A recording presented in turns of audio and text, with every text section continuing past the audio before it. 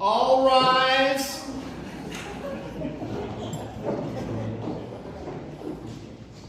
Court is in session again. The Honorable Valerie E. Pegg, Esquire, presiding. Now continues the trial of the people of Jesus of Nazareth. You may be seated. Are all parties ready? Attorney for the prosecution is ready. Defense attorney is ready.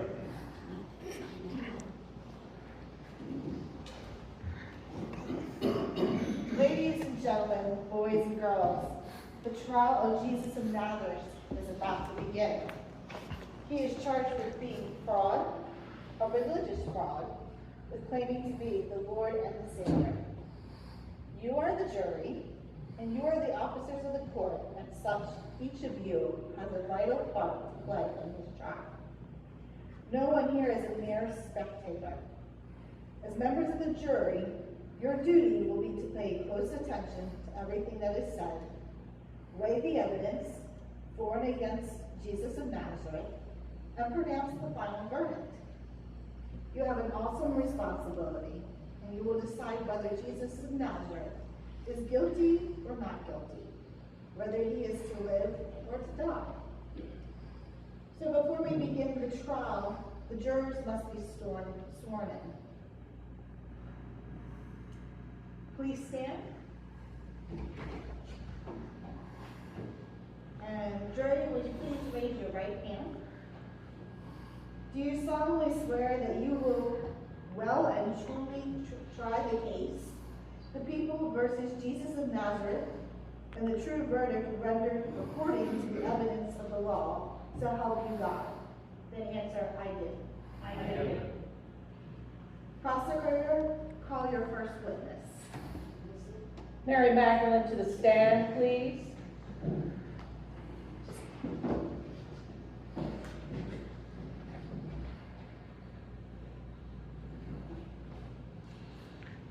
Raise your right hand. Do you swear that the testimony that you are about to give will be the truth, the whole truth, and nothing but the truth? I do. Please tell us your name. I am Mary, known as Mary Magdalene, because I come from Magdala of Galilee. Am I right in saying that you are a zealous follower of Rabbi Jesus? Yes, I am. I love him very much. You love him, you say. People respect their rabbis. They follow their teachings. But you said you love him. Tell us, Mary, why you love him so much. First of all, because of what he did for me. And what was that? He healed me. He gave me a new life. A new life. Why, that's quite a claim. Let's back up a bit. What was wrong with you? What was your ailment? I was possessed by demons, and he drove them out of me. He freed me from them. You were possessed by demons? What does that mean? Can you describe that for us? Being possessed by demons was a living hell, a prison of fear and torment, screaming inside, panic, haunting memories, worries overwhelming me. My family, my friends, they tried to reach me, but I would push them away. I was lost in the torment. Finally, one by one, they gave up. They left me. That's what I mean. Isn't that just another way of saying that you were a very unstable person? That you were neurotic? That you did not have control of yourself? Doesn't that describe your sickness? I suppose that's what some would say. But you no longer consider yourself to be unstable and neurotic. Now, I need to ask you, Mary, a woman with your kind of sickness often does not know she is sick. How can she know that she's been healed? And how can we know you've been healed? I know the truth, and I am telling it. I know that I was sick, and I know that now I am healed. All right, Mary, thank you. Let's move on. As for this Jesus, your rabbi, when everyone else had abandoned you, he showed up and rescued you, is that correct? He healed me, yes. He made you feel better, and so you followed him. Yes. And you were not the only one, were you? As a matter of fact, many women followed him. A number of women were very fond of him. He must have been a very attractive man, Mary. Is this true? Yes, I have never known anyone like him. He sounds like the sort of man who would make a wonderful husband or lover. Is that possible, Mary? What are you trying to say? I'm saying that he rescued you, and you fell for him. You were in love with the Rabbi Jesus, well, weren't you? I never said I was in love with him. I said I loved him. Well, what does that mean? Didn't you follow him everywhere he went? Weren't you thrilled when he touched you? Yes, I love him. He thrills me, but not the way that you mean. I love him in a special way. What is your special way? Do you know what people are saying about you? Do you know what kind of reputation you have? Your name stands for a prostitute. Do you know that? Yes. Well, no. I know what you're trying to do. You're trying to make me look bad. You're trying to destroy him. Well, you can't. Please, Mary, be careful now. We don't want to upset you. You are still a very emotional person, aren't you? Quite passionate. Whether about this Rabbi Jesus... Objection. Sustained. Thank you, Mary. No further questions. Your witness, counselor.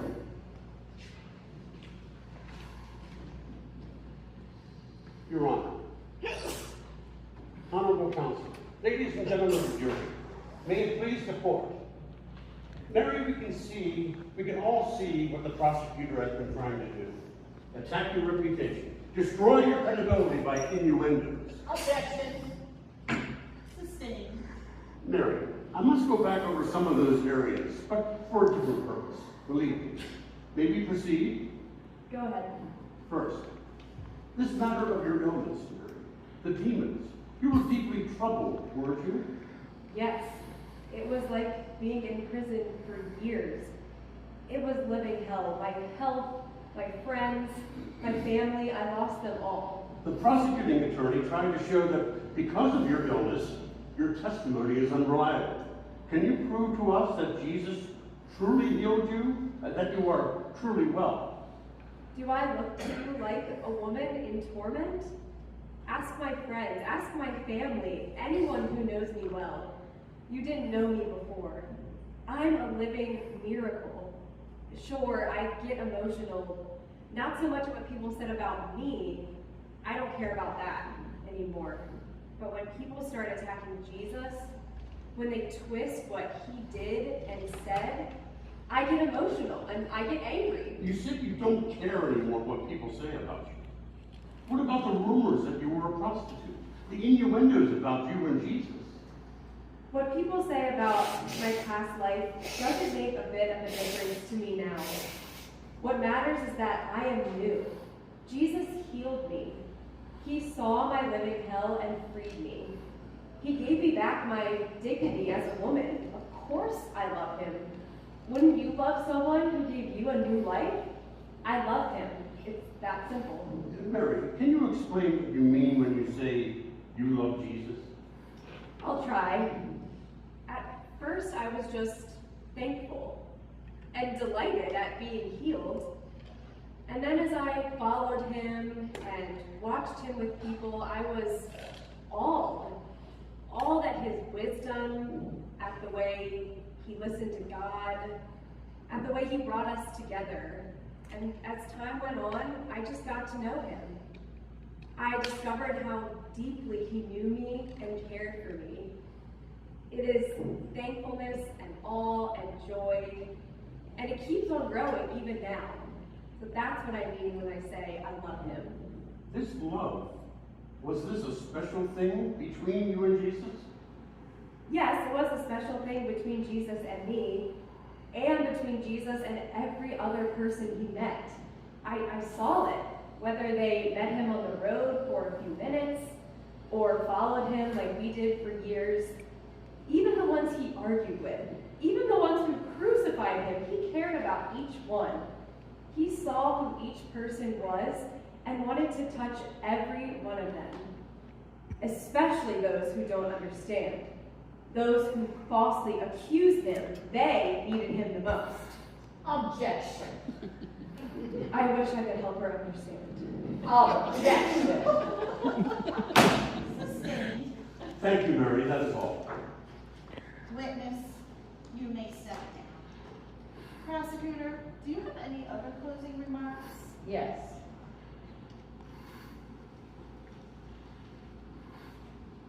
Your Honor, Honorable Counselor, ladies and gentlemen of the jury, may it please the court.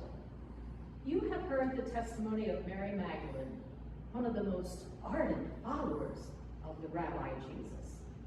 You are going to have to sift through the emotional chaff of her testimony to get at the hard kernels of fact. Mary Magdalene claims to have been healed by her rabbi. But is that true? Can we believe the testimony of a woman who has obviously been so disturbed in her past, and even now is so easily upset? She says she has been healed, but can we believe her or her testimony? But Mary is not the one on trial here, Jesus is. And there is a more important issue.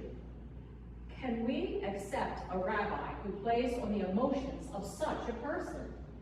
It happens all too often with people who are vulnerable, emotionally unstable, people who struggle for a sense of self-worth and purpose. Those vulnerable people are taken in by a powerful preacher and used by that teacher for his or her own purpose. The more emotional and neurotic the people, the more they cling to him or her. No rabbi in history was ever better at this than this Jesus. Jesus is the answer for people who can't make it in the world. Anyone who is healthy, strong, well-adjusted doesn't need it. Jesus attracts the weak, the poor in spirit, the miserable side of humanity, takes them in with his talk of love, these empty promises of healing and a few flashy tricks, and uses them to spread his fame. And they fall for it. But you are not like Mary, hounded by fears and memories. Don't be taken in by that misguided, manipulating Jesus. You don't need him. You, the jury, can stand on your own 2 feet, even if Mary, poor Mary, couldn't. He is a manipulator and a fraud. I say, find him guilty. Be rid of him. Defense, do you have any closing remarks? Ladies and gentlemen of the jury, the prosecuting attorney will forgive me for saying that she wasted a bit of our time. She worked hard to establish a fact we never doubted, that Mary was once a weak and troubled woman who could not stand on her own feet.